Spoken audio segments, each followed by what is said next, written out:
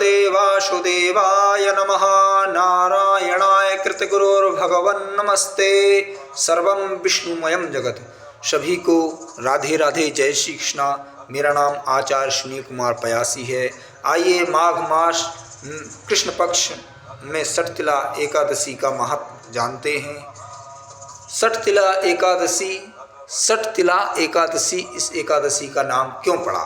सबसे प्रथम षटतिला एकादशी का नाम इसलिए पड़ा क्योंकि इसमें 6 कार्य अवश्य करने चाहिए। कौन कौन से वह 6 कार्य हैं? सबसे पहला कार्य है कि हमें तिल से स्नान करना चाहिए, है ना। जब नहाते हैं, स्नान करते हैं तो थोड़ा सा जल में काली तिल डाल लें। दूसरा कार्य है तिलोवर्ती तिलकम, तिलक से उपटन लगाना चाहिए। मानी थोड़े से जब हम तिल लगाते हैं, तिलक लगाते हैं तो थोड़े से काले तिल मिश्रित करके माथे पर लगा सकते हैं। जैसे हम अक्षत चावल आदि लगाते हैं, जो लगाते हैं तिलक में, तो आज के दिन एकादशी वाले दिन थोड़े से काले तिल लगा सकते हैं। तीसरा कार्य है तिल का हवन करना चाहिए, है ना। और चौथा कार्य बताया गया है क्या कि भगवान शिव पर जल जो हम चढ़ाते हैं उसमें थोड़े से काले तिल डाल लें, उससे भगवान और प्रसन्न होते हैं।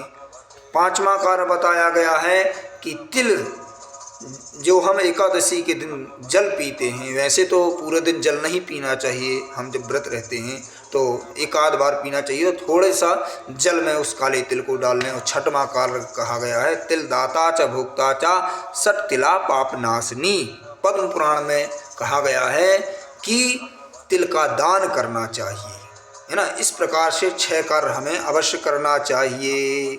कौन शिवालय में जा कर के तिल चढ़ा सकते हैं अपन। दूसरा कार्य पंडित जी को भी दान दे सकते हैं तिल का, हैं। गाय को या गुड़ में थोड़ा सा काला तिल मिला करके गाय को भी खिला सकते हैं, है ना। भगवान को भी तिल के बने लड्डू का भोग हम अवश्य लगा सकते हैं, मोदक कहते हैं। हो सके तो अपने घर में ही बनाइए, बड़े प्रेम के साथ, स्नेह के साथ गोपाल जी के लिए, क्योंकि मार्केट से अच्छा घर का शुद्ध सात्विक भगवान के लिए घर के शुद्ध पवित्रता से बना हुआ प्रसाद भगवान बहुत प्रिय है। और शुद्ध बना हुआ है, हमें पता है हमने कैसे बनाया हुआ है ना। इस प्रकार से एकादशी का महात्म विशेष बताया गया है। एकादशी इसलिए हम सब वैष्णवों को रहना चाहिए। और एकादशी का व्रत तो कहा जाए तो 10वीं तिथि से ही प्रारंभ हो जाता है, प्रायः करके एक टाइम ही खाना चाहिए। शास्त्र भी कहते हैं 10वीं को, हैं। एकादशी को तो व्रत प्रातःकाल से स्टार्ट ही हो जाता है। प्रातःकाल उठें, भगवान सूर्य को अर्घ दें तो उसमें भी थोड़े से काली तिल डाल लें। माँ भगवती तुलसी महारानी को जल दें तो उसमें भी थोड़े से काले तिल डाल दें, क्योंकि षटतिला एकादशी का महात्म तिल से भगवान अति प्रसन्न होते हैं।